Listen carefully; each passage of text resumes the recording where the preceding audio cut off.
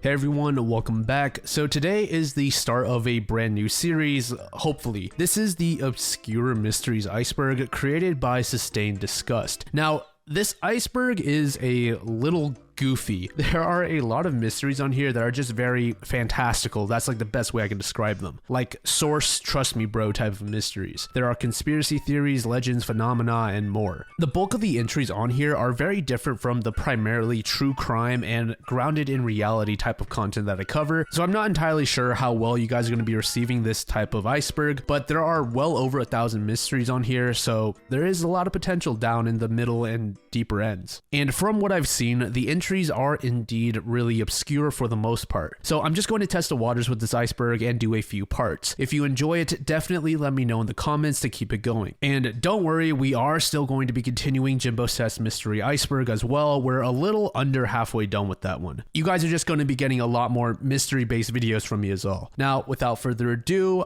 I hope you all enjoy this video.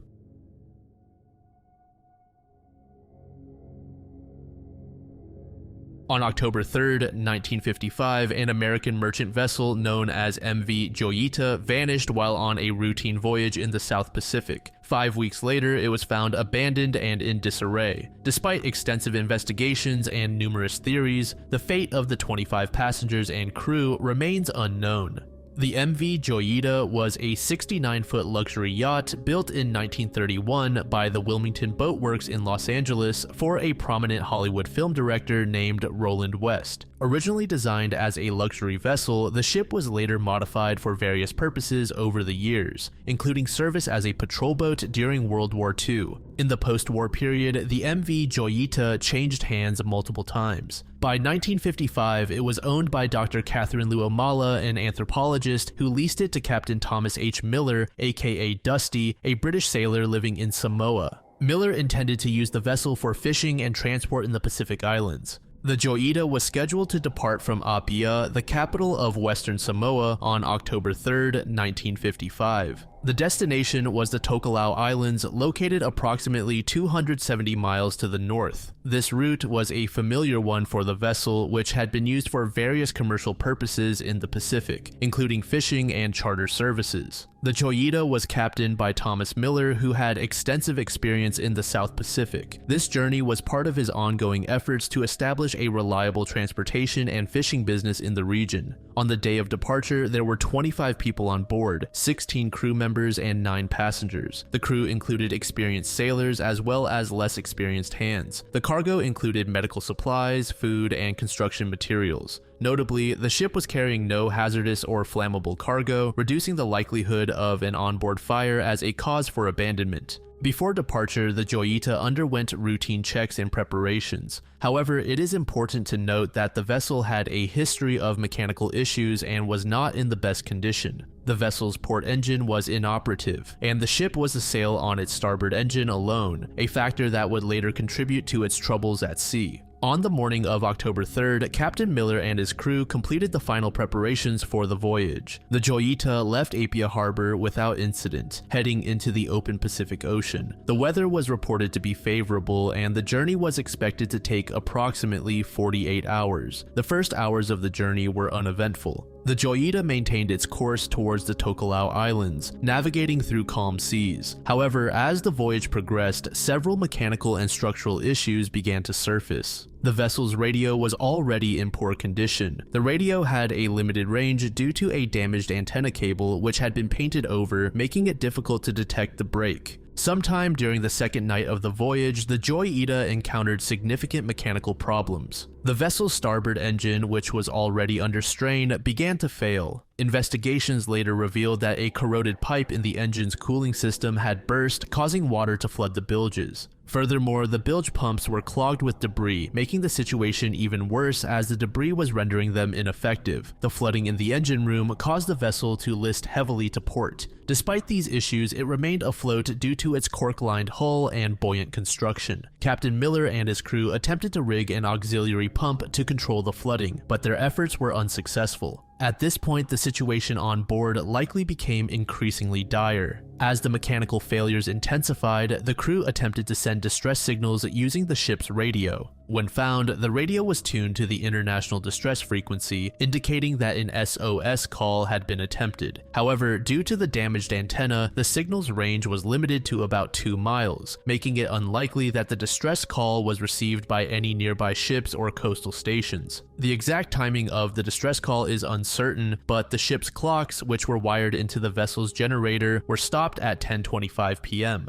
This suggests that the power failure occurred around this time, possibly marking the moment when the crew decided that the situation was untenable. The ship was reported overdue after October 6th, prompting an extensive search by the New Zealand Air Force, which patrolled the area where Joyita was expected to be. Despite these efforts, no trace of the vessel was found. Fast forward by about 5 weeks, on November 10th, the Joyita was finally found. The merchant ship Tuvalu was en route to the Funafuti atoll when it sighted a vessel drifting amidst the waves. The ship did not respond to hails from the Tuvalu, prompting the captain to investigate further. As the Tuvalu approached, it became clear that the drifting vessel was the Joyita. It was found approximately 600 miles west of its intended route, near the island of Vanuatu, Fiji. This location was significantly off course, indicating that the vessel had drifted aimlessly for weeks. The discovery raised immediate questions about what had happened to the crew and passengers, as there was no one on board. The Joyita was found in a state of significant disarray. Despite being partially submerged and listing heavily to port, the vessel remained afloat. Investigators who boarded the Joyita observed several critical details. The flying bridge had been smashed away, and the deckhouse exhibited light damage and broken windows. These damages suggested that the vessel had encountered rough conditions or an external impact. A makeshift canvas awning had been rigged over the deckhouse, indicating that the crew had attempted to create some form of shelter or protection.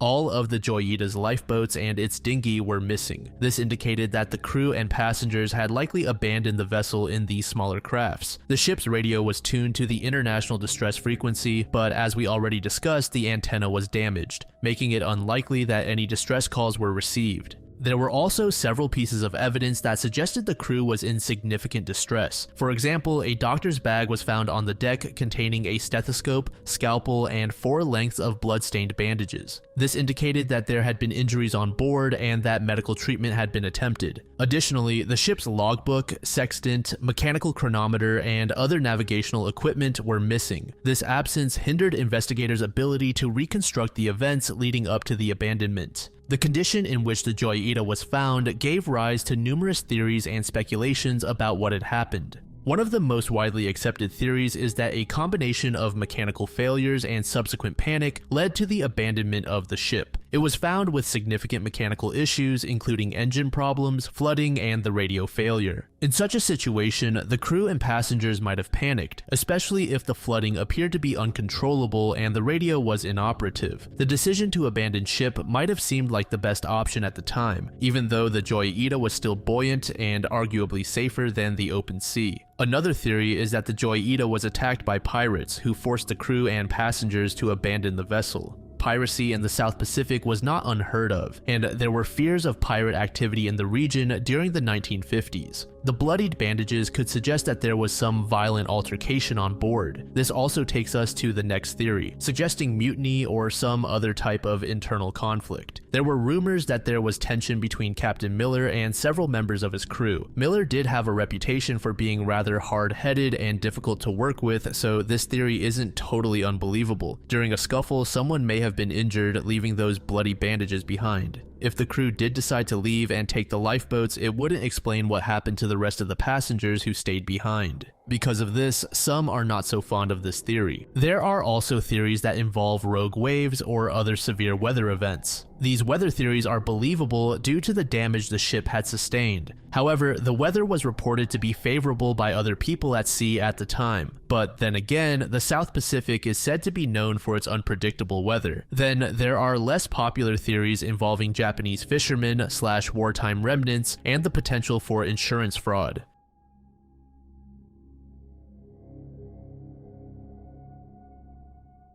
Andrew D. Basiago, an American lawyer and political activist, is best known for his controversial claims about participating in secret government projects involving time travel and teleportation. Andrew was born on September 18, 1961 in Morristown, New Jersey. He grew up in northern New Jersey and southern California and identified early on as an indigo child with special abilities such as telepathy and levitation. Basiago is highly educated and holds 5 degrees, including a Bachelor of Arts in History from UCLA and a Master of Philosophy from the University of Cambridge. His professional career includes practicing law in Washington state and editing works related to exopolitics and extraterrestrial life. Andrew's most prominent claims revolve around Project Pegasus. According to Andrew, this is a secret US government program under the Defense Advanced Research Projects Agency, or DARPA, during the late 1960s and early 1970s. Andrew stated that Project Pegasus aimed to develop advanced technologies such as teleportation and time travel, which were intended for both civilian and military applications.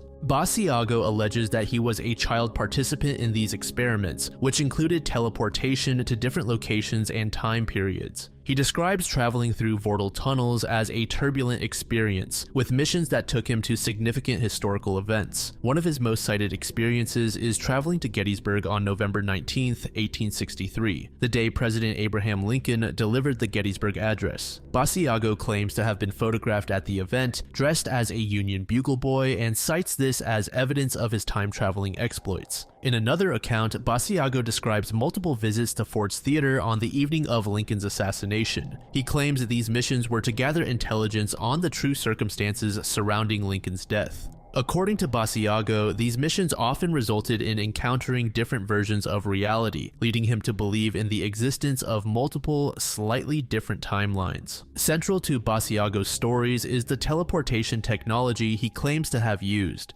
He describes a jump room capable of transporting individuals instantaneously to different locations, including other planets. Basiago recounts several accidents during these experiments, including one where a boy's feet were severed due to a teleportation accident. Aside from time travel, Basiago asserts that he was involved in missions to Mars during the 1980s as part of a secret space program. He claims that same jump room technology was used to visit the Red Planet, where he and other participants, including notable figures such as Barack Obama, encountered various Martian life forms. Basiago describes seeing humanoid beings, towering dinosaurs, and other strange creatures on Mars. Basiago is also the founder of the Mars Anomaly Research Society, which aims to research and disclose information about life on Mars. He has written extensively about his findings, including information about ancient structures and artifacts on the Martian surface, which he believes are evidence of a once thriving civilization. Another significant claim by Basiago involves the use of chronovisors, which are devices that allegedly allow users to view and record past and future events as holographic images. Basiago claims that chronovisors were used to document significant historical moments, such as the signing of the US Constitution and the crucifixion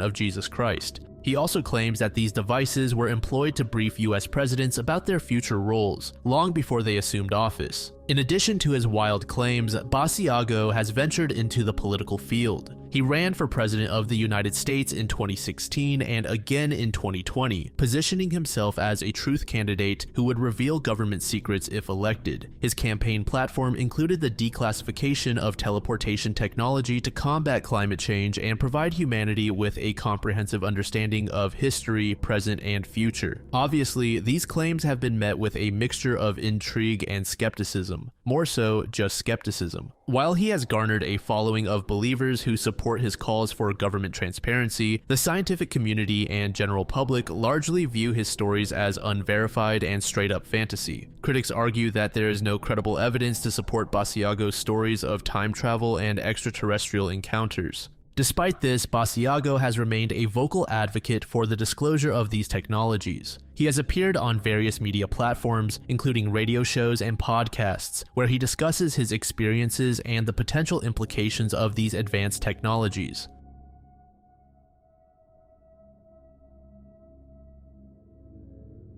The legend of Gil Perez is one of the most intriguing tales in both Philippine and Mexican folklore. The story, which dates back to the late 16th century, involves a Spanish soldier who was reportedly teleported from Manila in the Philippines to Mexico City in New Spain, or modern-day Mexico, on October 24th, 1593. On October 23rd, 1593, Governor Gomez Perez Dasmariñas of the Philippines was assassinated by Chinese pirates during an expedition to capture the Moluccas, or Spice Islands. This event caused significant turmoil in Manila as the Spanish authorities scrambled to restore order and secure their holdings. Gil Perez, a soldier in the governor's guard, was reportedly on duty at the governor's palace in Manila when he began to feel dizzy and weak. According to the legend, he leaned against a wall, closed his eyes momentarily, and upon opening them, found himself in a completely different place, the Plaza Mayor in Mexico City, now known as Zocalo. Gil Perez's sudden appearance in Mexico City was met with disbelief and confusion. The authorities, noting his unfamiliar uniform and strange demeanor, detained him. He was questioned by the Viceroy of New Spain, Luis de Velasco, and the Spanish Inquisition. Perez maintained that he had been on duty in Manila only moments before and had no idea how he had arrived in Mexico City. Perez's story seemed unbelievable until news arrived from Manila.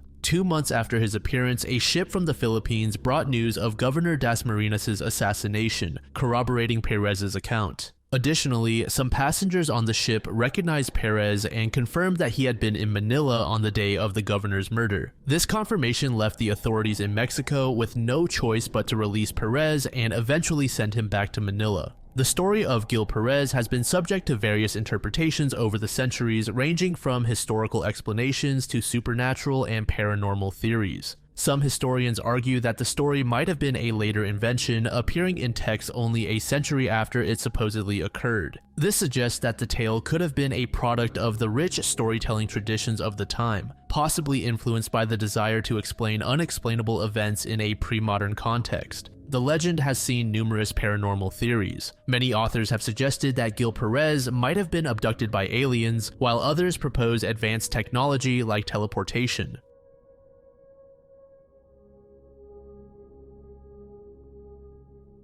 Andy Kaufman is often referred to as a comedian, but Andy himself rather hated that label and instead liked to call himself as a general entertainer. In fact, he was once quoted saying, "I am not a comic, I have never told a joke. The comedian's promise is that he will go out there and make you laugh with him. My only promise is that I will try to entertain you as best I can." On May 16th, 1984, Andy passed away from lung cancer at the age of 35. Despite having an official cause, many believe that his death was a final grand hoax. Andy Kaufman was born on January 17th, 1949 in New York City. From a young age, he showed a passion for performance, often entertaining family and friends with his unique style of humor. Kaufman's career began around the early 1970s when he started performing at comedy clubs and television shows. Kaufman's rise to fame came through his appearances on Saturday Night Live and his role as Latka Gravis on the sitcom Taxi. His performances came with a distinctive style that often left audiences baffled or confused. Kaufman was not a conventional comedian. He preferred to create characters and scenarios that challenged traditional comedic norms. His alter ego, Tony Clifton, was a boorish lounge singer who would often perform in Kaufman's stead, adding layers to his persona. And I really want to emphasize that Andy was really passionate about his personas. He often blurred the lines between reality and fiction. So to better understand why people believe his death was a hoax, we need to look deeper at the various characters Andy played. One of the foundational elements of Kaufman's career was his creation of the foreign man character, which he first introduced in his stand-up routines. The character, with his thick accent and childlike demeanor, would perform intentionally bad impressions, only to reveal an impressive impersonation of Elvis Presley. This act was an example of Kaufman's ability to subvert expectations and keep audiences on edge. The foreign man character was later adapted into the Latka Gravis character I mentioned earlier. Latka's was a fan favorite, but Kaufman saw the role as somewhat limiting. His contract with Taxi notably included a clause allowing him to perform as Tony Clifton, who was a stark contrast to the sweet-natured Latka. Kaufman went to great lengths to maintain the illusion that Clifton was a separate person, even having friends like Bob Zmuda perform as Clifton. This commitment to the character led to numerous chaotic performances where Clifton would antagonize the audience, creating an atmosphere of confusion and tension. These performances were designed to challenge the audience's perception of reality and fiction, which was a central theme of Kaufman's work. This made it difficult for audiences and even colleagues to discern when Kaufman was performing and when he was being himself. So fast forward to the early 1980s, Kaufman started wrestling women, which is as bizarre as it sounds, and it threw him in the middle of a lot of controversy. The wrestling antics resulted in a highly publicized feud with professional wrestler named Jerry Lawler. The feud included televised wrestling matches and a notorious confrontation on Late Night with David Letterman, where Lawler slapped Kaufman, sending him off the stage in a neck brace and cursing. This incident was later revealed to be staged, but at the time, it generated significant media attention and controversy. This was another example when the public couldn't tell when Kaufman was being genuine or playing a role. In late 1983, Kaufman was diagnosed with a rare form of lung cancer, despite leading a healthy lifestyle. The diagnosis came as a shock to many, given Kaufman's young age and overall good health. He sought alternative treatments, including a trip to the Philippines for a psychic surgery. This was a controversial procedure involving the supposed removal of tumors without traditional surgery.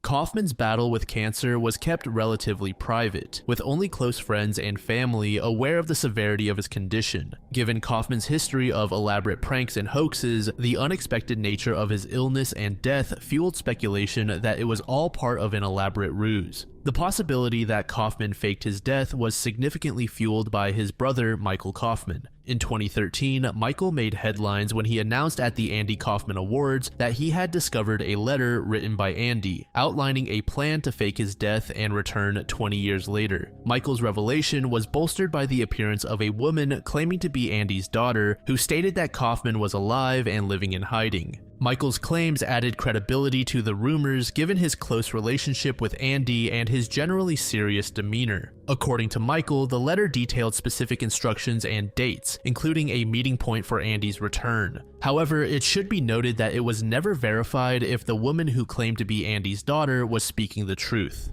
If you recall, I mentioned a man named Bob Zmuda. He was the guy that I said would often be the man behind Tony Clifton's mask. He was also one of Andy's closest friends. Zmuda has been one of the most vocal people on the theory that Kaufman faked his death. In interviews and his book, Andy Kaufman: The Truth, Finally, Zmuda claimed that Kaufman had confided in him about his plan to stage his own death. Zmuda's statements have been both supportive and contradictory at times, so many are not entirely sure what to make of his statements. Zmuda recounted how Kaufman had a deep fascination with the idea of disappearing and reappearing later in life, seeing it as the ultimate prank. According to Zmuda, Kaufman had even explored practical methods for faking his death, including using a body double of a terminally ill cancer patient. Zmuda's involvement in many of Kaufman's stunts gives weight to his claims, although there remains no concrete evidence to substantiate them.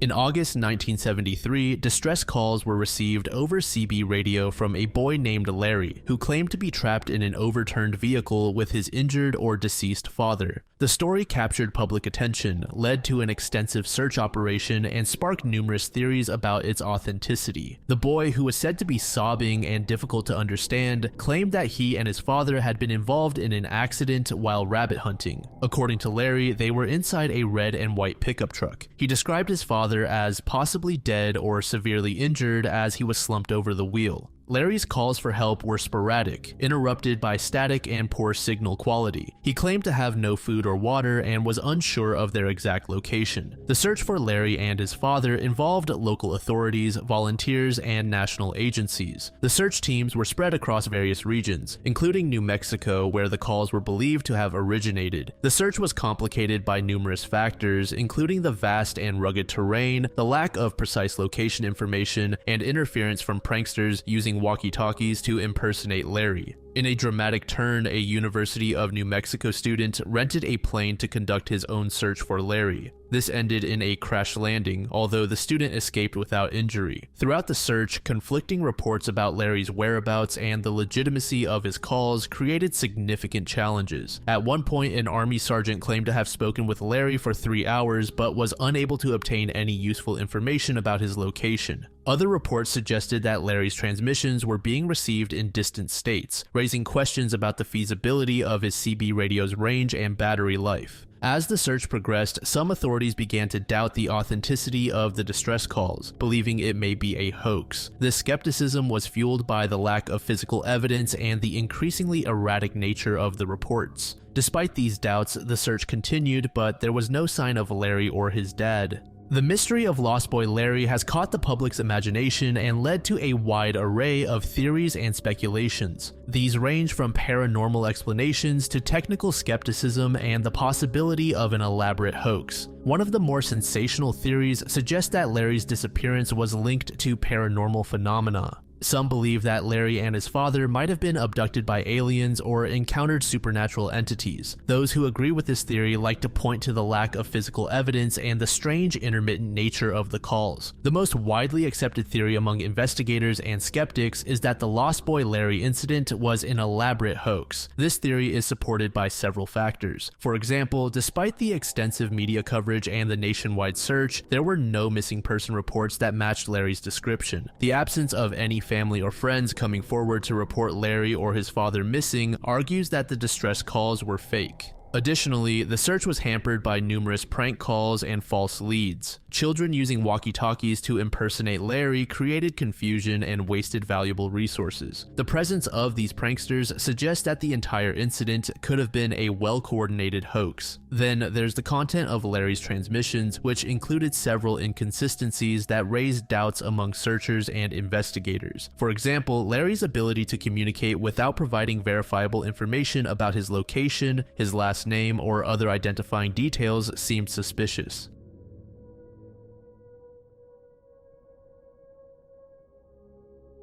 The Astroworld Festival tragedy on November 5th, 2021 at NRG Park in Houston, Texas, resulted in 10 deaths and numerous injuries. The event, organized by rapper Travis Scott, drew significant attention not only due to the scale of the disaster, but also because of the rapid spread of conspiracy theories suggesting the event was a demonic ritual or satanic sacrifice. These theories have been widely circulated on social media platforms like TikTok and forums such as Reddit, gaining substantial traction despite the lack of credible evidence. The Astroworld Festival was intended to be a major event, attracting tens of thousands of fans. However, the event quickly turned catastrophic due to severe crowd surges that resulted in compressive asphyxiation for many attendees. Emergency response efforts were hampered by the density of the crowd, leading to chaotic scenes and delayed medical intervention. Within hours of the tragedy, social media platforms were inundated with conspiracy theories. The most prevalent of these theories suggested that the concert was a satanic ritual or a demonic sacrifice. These claims were fueled by various elements, including the concert's stage design, promotional materials, and the thematic elements often seen with Travis Scott's performances. The event was designed with a giant skull entrance, which some interpreted as symbolic of entering another realm or underworld. And the visuals during the concert included fiery and chaotic imagery, which conspiracy theorists claimed resembled depictions of hell or demonic settings. While it is fun to speculate about such possibilities, it's vital to remember that this is widely fueled by speculation. The 2021 concert held in Houston was a tragic event with very real consequences for various oversights amongst those responsible for the concert.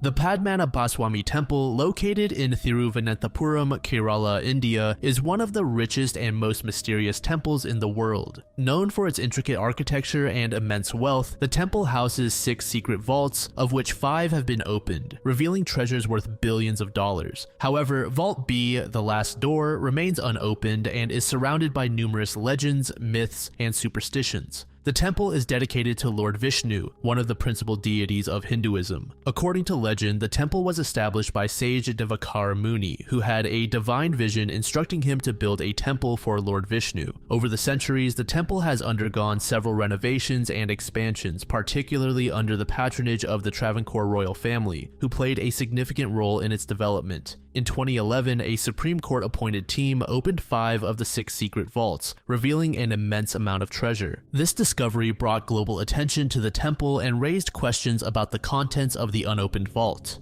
This final vault is shrouded in mystery and numerous legends. Many believe that the vault is protected by divine and supernatural powers, including the snake god Anantha. The door to Vault B is said to be sealed with an intricate lock mechanism and adorned with engravings of cobras. It is believed that the door can only be opened by chanting specific mantras known to very few spiritual leaders. One of the most popular legends is that opening Vault B without the prescribed rituals would invoke a curse. This belief was reinforced when T.P. Sundarajan, the petitioner who filed a writ petition for the assessment of the temple's wealth, passed away unexpectedly in July 2011. Many attributed his death to a divine backlash, further fueling superstitions about the vault.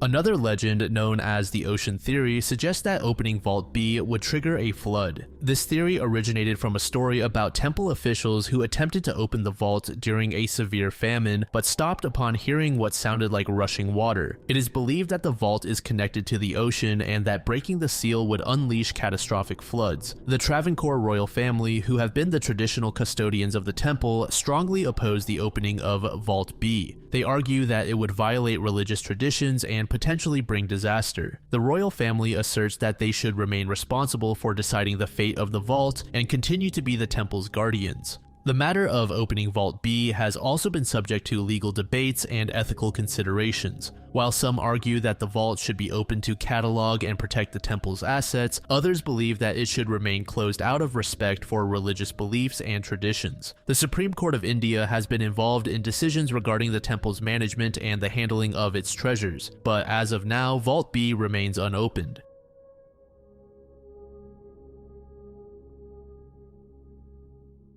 On July 25, 1952, in the quiet village of San Pietro a Vico, located in the province of Lucca, Tuscany, Italy, a peculiar event occurred. It involved a local farmer named Carlo Rusi and has since become a significant case in the history of alleged UFO encounters. The incident not only involved a close encounter with a UFO, but also included interactions with mysterious beings and an unusual gift in the form of a cigarette. On the early morning of July 25th, 1952, Carlo went to the Serchio River to fish before dawn. As he approached the riverbank, he noticed a strange object hovering above the water. This object was described as a circular disc approximately 20 meters in diameter with a transparent tower at its center. The disc had several unique features, including oval openings around the edge, 5 propellers underneath, and 3 concentric cones on top. Carlo observed that the object appeared to be drawing water from the river through a long tube. The only sound he could hear was similar to silk rustling. As he watched in shock, a human-like face appeared from a porthole in the turret of the object. The being extended an arm toward him and a green ray was projected in his direction, causing Carlo to feel an electric-like shock. This encounter lasted for a brief period before the object ascended at an incredible speed and disappeared from sight. One of the most intriguing aspects of Carlo's encounter was his interaction with the beings that emerged from the UFO. According to Carlo, these beings were humanoid in appearance but possessed distinctive features that set them apart from humans. They communicated with him telepathically, but Carlo stated that they were difficult to comprehend fully. During this interaction, one of the beings offered Carlo a cigarette. Carlo noted that the cigarette had an unusual taste, which made him feel faint. After feeling faint, the being took back the cigarette and threw it into the river before leaving.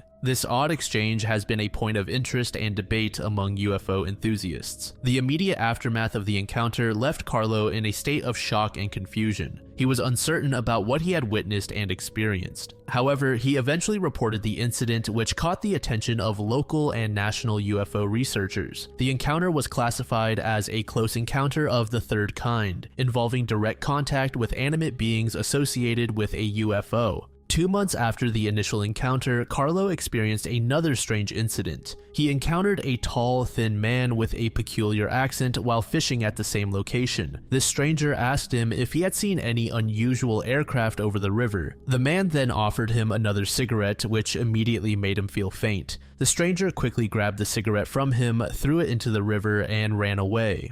The encounter of Carlo Rusi has been the subject of much speculation and analysis. Several theories have been proposed to explain the event. Some skeptics suggest that Carlo's encounter could be the result of a vivid hallucination or a psychological episode. The early morning hours, coupled with the isolation of the rural area, might have contributed to a state of altered perception, leading Carlo to misinterpret natural phenomena or objects as a UFO and extraterrestrial beings. Another theory posits that the encounter might have been part of a secret military experiment. The advanced technology described by Carlo, including the green ray and the hovering disc, could have been experimental aircraft or devices being tested by military forces. The humanoid beings could have been disguised human operatives or test pilots involved in the experiment. Then there are those that are fully in Carlo's corner and believe he had a run-in with real aliens.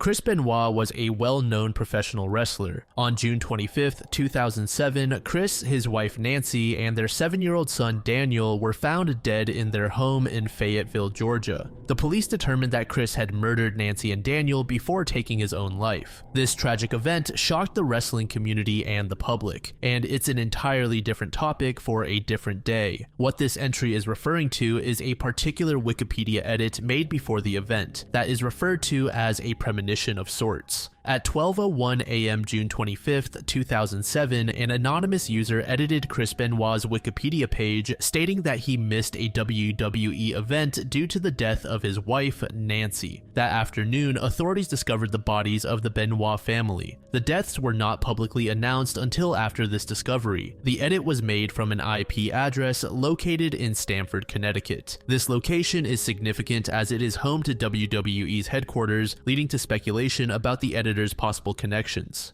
Now, this mystery is half solved. Apparently, at the time, it was a 14-year-old boy who made the edit on Wikipedia based on a rumor he heard, but being that he was a minor at the time, his identity was never revealed. Authorities traced the IP address and investigated the computer of the person who made the edit. They concluded that there was no evidence of prior knowledge of the crime. The boy was quoted saying, "I just can't believe what I wrote was actually the case. I've remained stunned and saddened over it."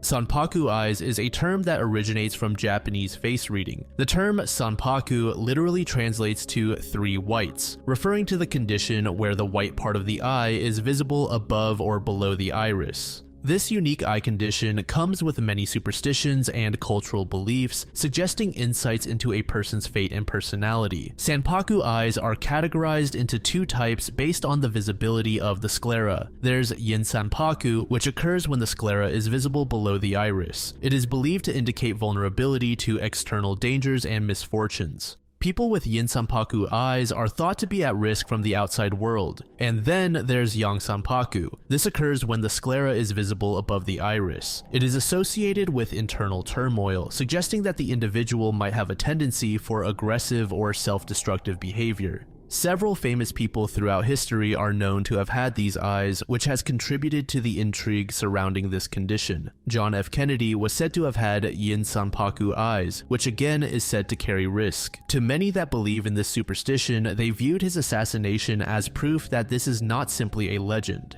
Another example is Marilyn Monroe, who also faced a tragic death from an OD at an age that is still pretty young in the larger scale of life, that being 36. As for those with yang sanpaku eyes, Charles Manson is often brought up. The infamous cult leader was obviously very violent and erratic, which would support the superstition as well. From a medical standpoint, the condition is known as scleral show. It can be an inherited trait or result from various factors, including aging, trauma, or certain health conditions such as thyroid eye disease. Western medicine generally considers scleral show to be a normal anatomical variation unless it is associated with specific health issues.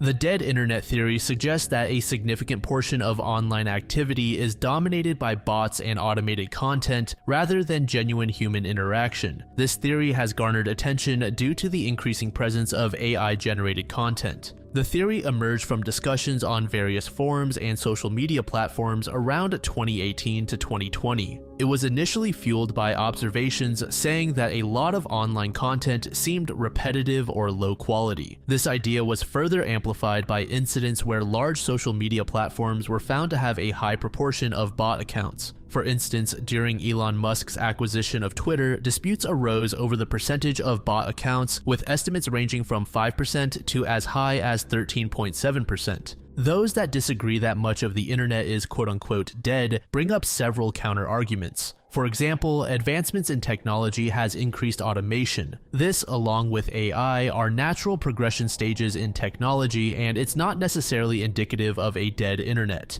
As for the repetitive content, this can be chalked up to statistical misinterpretation. High levels of repetitive content can result from trends, viral phenomena, and human behavior, not just bot activity. Popular topics and memes naturally lead to similar posts and discussions on the same topics, and there are constantly humans getting on various media platforms to create content. Despite the prevalence of bots, humans still take up a significant percentage of online content.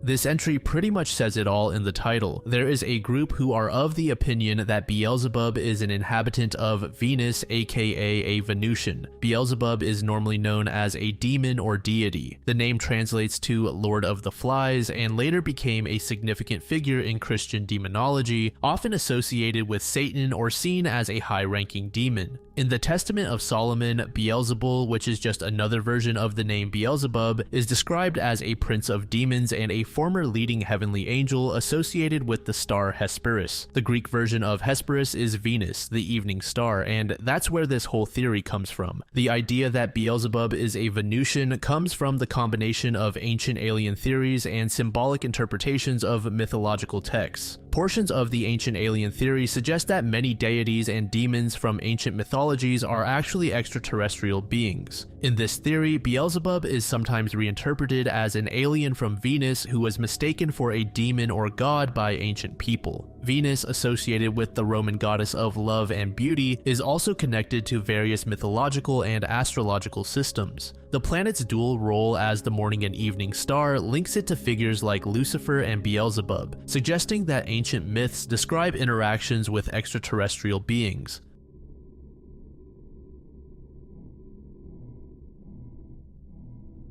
This next entry is titled The Cult of the Nobody, but it is also often referred to as the Nobody Theory. This theory centers around the idea of a hidden, ordinary individual with extraordinary potential to bring about significant change in the world. The theory began to surface on various fringe internet forums and image boards around 2010 to 2013. It's a bit tough to pinpoint the exact origin or the individual who first introduced the concept, but it quickly spread through online communities known for discussing esoteric and conspiratorial topics. Early discussions depicted the nobody as a person living a normal/crappy life, unaware of their destiny. This individual was believed to possess unique spiritual powers that could alter the course of history. The anonymity and ordinariness of the nobody were heavily emphasized, suggesting that this person could be anyone, anywhere. As the theory gained traction, it began to integrate elements from other conspiracy theories and esoteric beliefs. For example, some versions of the theory suggest that the nobody is being monitored or hunted by a secret society aware of their potential.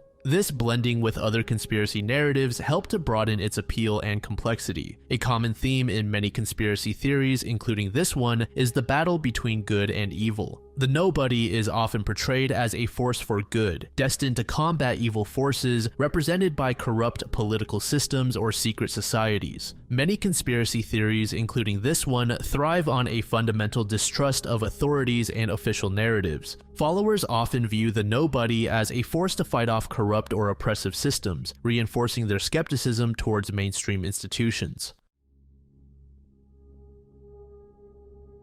This entry examines a case from 1936 in Pavlodar, Kazakhstan, shedding light on one of the first documented reports of a so-called high-tech humanoid, or in other words, a human with technology that wasn't consistent with the time period. Reports of flying humanoid entities have a long and varied history, with the earliest depictions centering on beings like angels or creatures like man-bats. But in 1936, there were reports of a technologically oriented flying human in Pavlodar, Kazakhstan. 15-year-old E.E. Laznaya was on her way to school one winter morning when she found herself face to face with a peculiar sight. As she crossed onto an isolated path, she spotted a medium-sized man in black overalls hovering in the sky. Additionally, he was wearing a black helmet that obscured his face. Strapped to the person's back was an oval-shaped rucksack, which emitted a distinctive low rumbling noise. What began as a fascination quickly turned into sheer terror as the jetpack man abruptly changed directions, heading straight towards Laznaya. In a panic, she frantically swung her head in every direction, seeking refuge, but she was stranded in the middle of a snowbank with nowhere to run. Fortunately, the jetpack man vanished from her sight, leaving her in a state of confusion and shock. This encounter challenges conventional explanations, as jetpack technology was far from existence in the 1930s.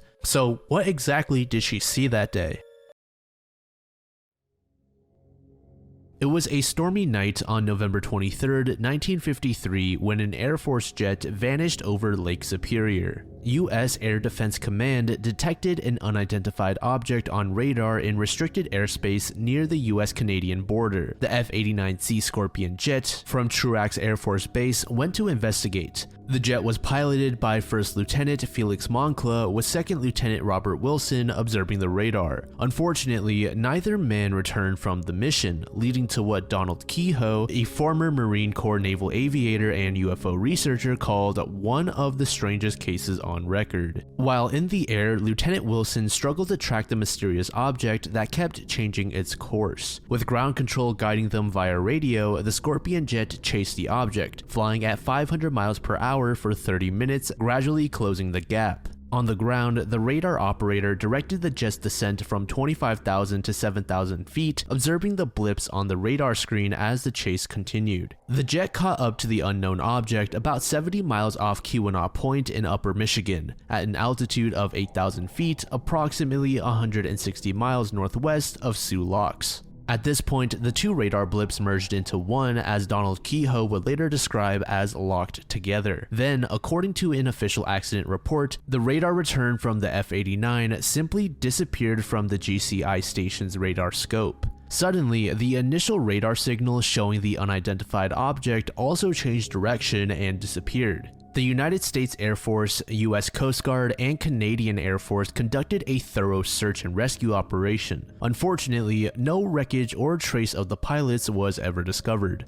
The Air Force initially reported the disappearance to the Associated Press, stating that the vanished jet was quote-unquote followed by radar until it merged with an object 70 miles off Keweenaw Point in Upper Michigan. The news appeared in the Chicago Tribune with the headline, "Jet 2 aboard vanishes over Lake Superior." But later down the line, the Air Force changed its story, retracing the initial statements. According to the new version, the ground control radar operator misread the scope. The F-89 completed the mission by identifying the UFO as a Dakota, a Royal Canadian Air Force C-47 aircraft, which was flying off course. Lieutenant Moncla, possibly affected by vertigo, supposedly crashed into the lake on the way back. Canadian officials disputed this account, stating no flights occurred in the area that night. According to Donald Kehoe, who revisited the Kinross incident in his 1973 book, Aliens from Space, two different Air Force representatives provided contradictory explanations to Lieutenant Moncla's widow. In one version, the pilot crashed into the lake while flying too low, while in the other, the jet exploded at a high altitude. The Project Blue Book file, the Air Force's UFO investigation team, said the jet did its job well and claimed the crash was an accident, likely caused by vertigo. They said strange radar behavior was due to odd atmospheric conditions, and not finding the wreckage in the deep water was understandable. But the National Investigations Committee on Aerial Phenomena found that any mention of the mission was removed from official records.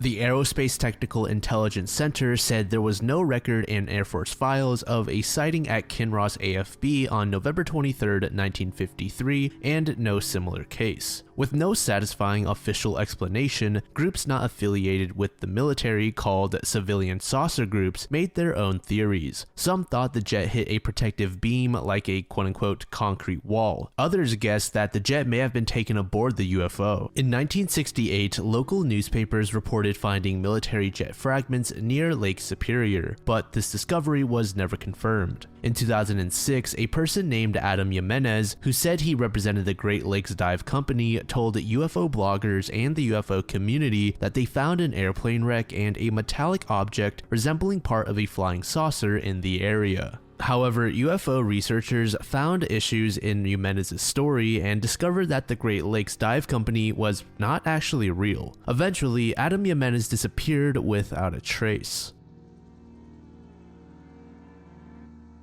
You might be familiar with the Dyatlov Pass tragedy, where 9 experienced hikers died unexpectedly in the Russian Ural Mountains. While that case is well known and doesn't need repeating, there's another semi-less famous but eerily similar incident. In southern Siberia's Buryatia region near Lake Baikal lies the Khamar Daban mountain range. This area also witnessed a number of mysterious hiker deaths. Ludmila Korovina, aged 41, was an expert at surviving in the wild and a hiking teacher who was well respected by her colleagues and students. Despite being tough on her students, they thought that she was a great teacher who boosted their confidence and taught them important hiking skills. In the summer of 1993, Ludmila and 6 of her students planned to hike in the Khamar Daban mountain range, a popular and widely considered safe spot for summer hikes. Everyone was excited about the trip, given Ludmila's knowledge of the area and close relationship with her students. The first person among the 6 and the one closest to Ludmila was Alexander Kresin, a 23-year-old who was like a son to her since she had known him for most of his life. The other 5 students were Timur Bapanov, 15, Victoria Zalasova, 16, Valentina Yudachenko, 17, Tatiana Filipenko, 24, and Denis Fachkin, 19. On August 2, 1993, the 7 arrived at Murino village to start their hike over the Alps, excited about the clear weather forecast. Ludmila's daughter Natalia led one of the 3 trekking groups in the area. They planned to meet on August 5th when their routes crossed. The 6 students were eager to show their hiking abilities after months of preparation, and their close bond had developed during this time as well. The first 2 days of the hike went better than expected. The group worked hard and climbed the Retranslator summit quickly.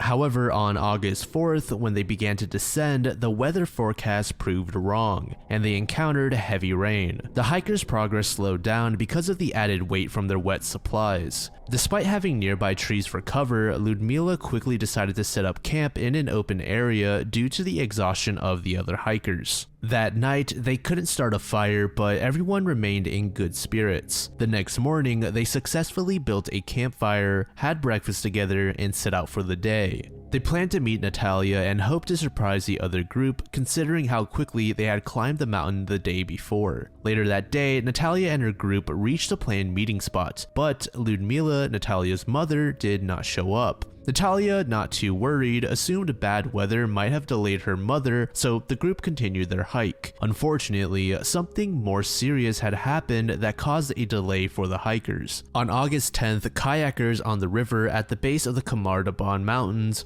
noticed something in the trees as they paddled downstream. A lone girl stood there looking at them. Some versions suggest that she was covered in dried blood when the kayakers approached. As they cautiously neared her, the girl began crying, trying to share her story with them. She later identified herself as Valentina Yudachenko. She stated that she had been hiking with 6 others. Frightened, the kayakers took Valentina to the local police department and filed a report. It took her several days to narrate the story of what happened to the other 6, and even then, it was confusing and horrifying. Valentina explained that after having breakfast that morning, the group descended the mountain. However, a short while later, Alexander, who was also referred to as Satya, who was at the back of the group, began screaming. When everyone turned around to see Satya, he was frothing at the mouth and bleeding from his eyes and ears. He collapsed, shaking on the ground before becoming completely still. Ludmila rushed over to him, urging the others to continue. Desperate to wake Satya up, Ludmila was in utter distress. The rest of the group hadn't gone far before hearing her cries. They found her exhibiting the same symptoms as Satya and hurried to assist. Ludmila was bleeding from her eyes and nose, foaming at the mouth, and shaking violently before falling onto Satya. Tatiana, the first to reach Ludmila, also fainted, clutching her throat as if struggling to breathe. She cautiously moved to a nearby rock where she repeatedly banged her head until she became limp.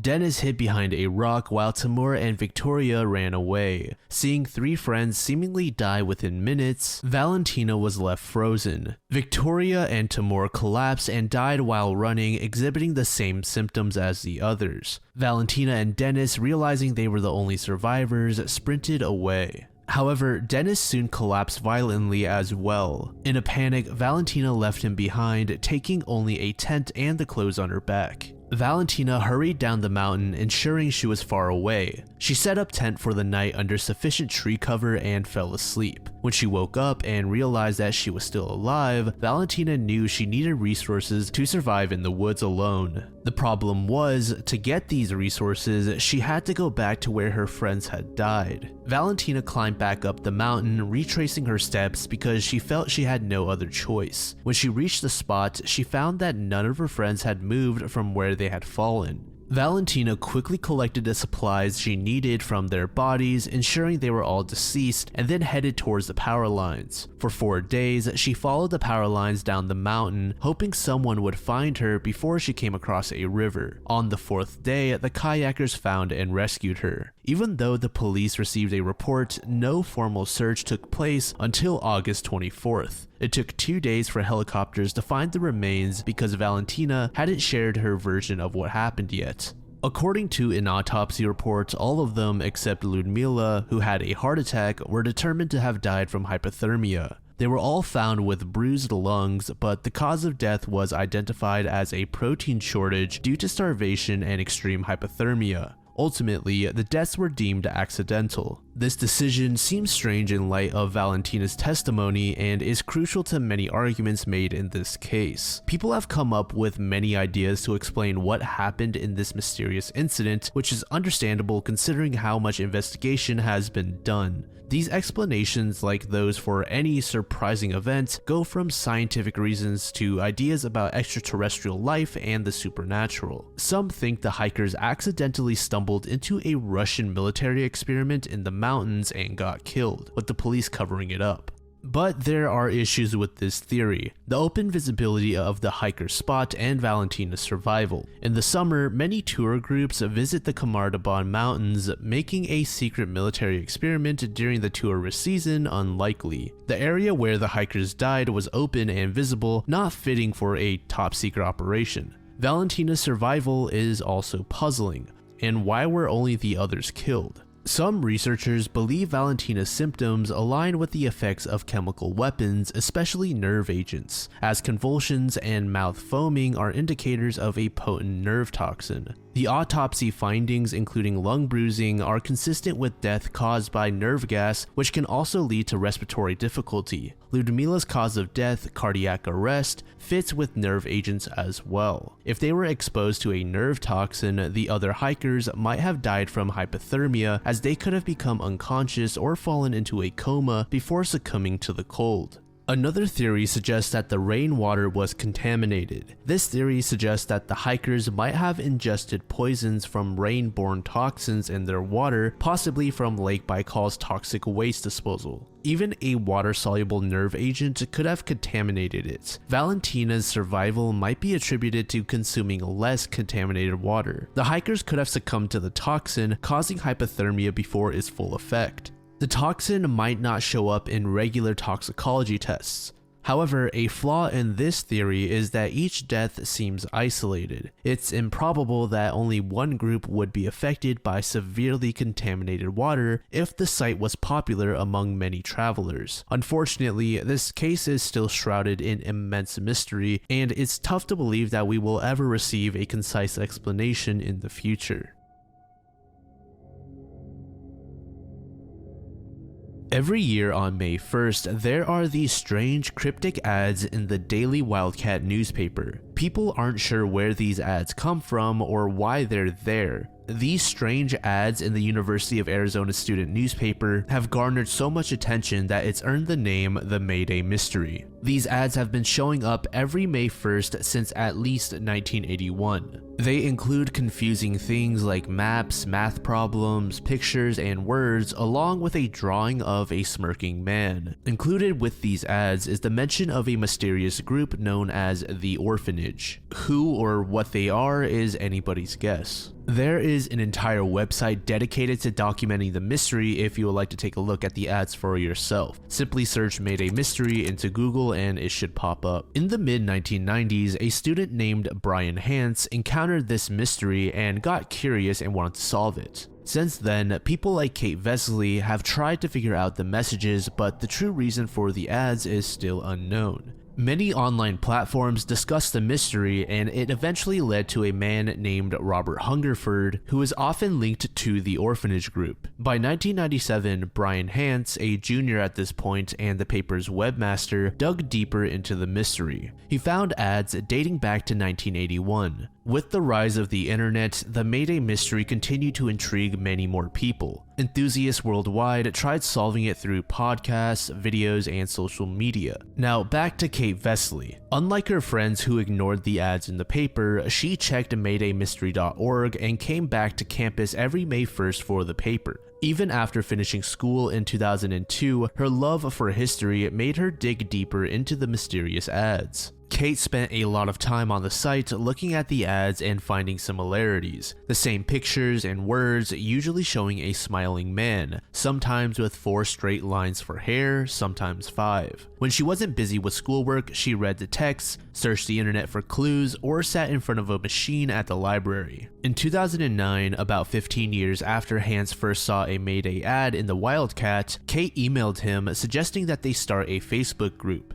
She thought that people could work together to solve the mystery. With Hance's approval, she created Mayday Mystery Fans and began sharing theories and questions with a growing community. Later, she joined Reddit for more discussions on unsolved mysteries, hoping for fresh perspectives. Despite gaining new insights into different aspects of the ads, she still felt far from solving the mystery she spent over a decade pondering. However, over the years, she began forming her own theory. In the 1970s, she believes a group of smart individuals at the University of Arizona created an intellectual fraternity. They may have used the newspaper to discuss important subjects amongst themselves. The ads might have begun as a game and evolved into a tradition over the years. Kate has this image in her mind of curious, brainy students eager to discuss science, math, and philosophy. In his last year of college, Brian Hance, feeling stuck in solving the Mayday Mystery, sought help on the internet. He reached out through his website asking for assistance in deciphering the puzzle. Surprisingly, he got an email signed by the Orphanage, the same name that caught his attention as a freshman on those ads. The email cryptically said, "The day you can see the door, you will be welcomed inside." This mysterious message further intrigued Brian. Instead of leaving Tucson after graduation, he continued working for the university and started a side business. Every May when the ads reappeared, he persisted in researching and sharing clues on his website. His interactions with this group known as the Orphanage included receiving rare coins, news clippings, and letters from different locations. People claiming to be from the Orphanage sometimes called him, informing him about upcoming ads. Other times, he communicated with individuals like himself attempting to solve the mystery. In the early 2000s, he met a person who insisted on an in-person meeting to share her research. He biked to a cafe in downtown Tucson only to find that the researcher was a young girl accompanied by her father from Phoenix. The girl presented her theory that the person behind the Mayday Mystery was the Zodiac Killer. She compared images of envelopes from the Zodiac Killer to those that Hance received from the Orphanage. Despite the girl's conviction, Hance was understandably skeptical. Ultimately, the girl left, mentioning that she had sent her findings to the FBI. If you recall, towards the beginning of the entry, I mentioned the name of a man named Robert Hungerford. Well, down the line, he was confirmed to be the lawyer for this orphanage group, but there was still little information on who this client was. Robert used to be a student at the University of Arizona in the late 1960s. He studied philosophy and later got his law degree there. He was said to speak 8 different languages, including Latin, Hebrew, Russian, and Greek. Kate realized that Robert had an office in downtown Tucson and was in his 60s. This wasn't far from where Kate worked for the Pima County criminal justice system. Kate decided to pay him a visit, but when she found his office, there was a business card on the door saying that he was retired. Before leaving, she left a note. It said, "I'm a longtime follower of MDM, which stands for Mayday Mystery. I was in the neighborhood and wanted to say hello. If you ever keep office hours and wouldn't mind a visit, please let me know." She added her email address and then left. Surprisingly, the very next day, she found a message in her email inbox. Robert communicated that his motivation is for a quote-unquote total social theological transformation, starting on August 30th, 1969. When asked about what will happen, he mentioned a dramatic transformation beyond any sea change. Robert said that one would have to experience it firsthand to understand. His occasional role as the lawyer and go-to person for the orphanage is no secret. Brett Farah, who was once a student and later became the director of Arizona student media at the university, recalls talking with Robert. Every year, Robert would politely call to discuss advertising in the May 1st issue. He was polite and professional, using just enough words without being rude, maybe reflecting a different time. At some point down the line, Robert actually got into contact with Brian Hance in order to get him to fix his computer. Hance obviously accepted, and he tried to talk to Robert about the Mayday mystery, but Robert remained reserved and focused on business. Despite Hance's efforts, Robert didn't reveal much about the mystery.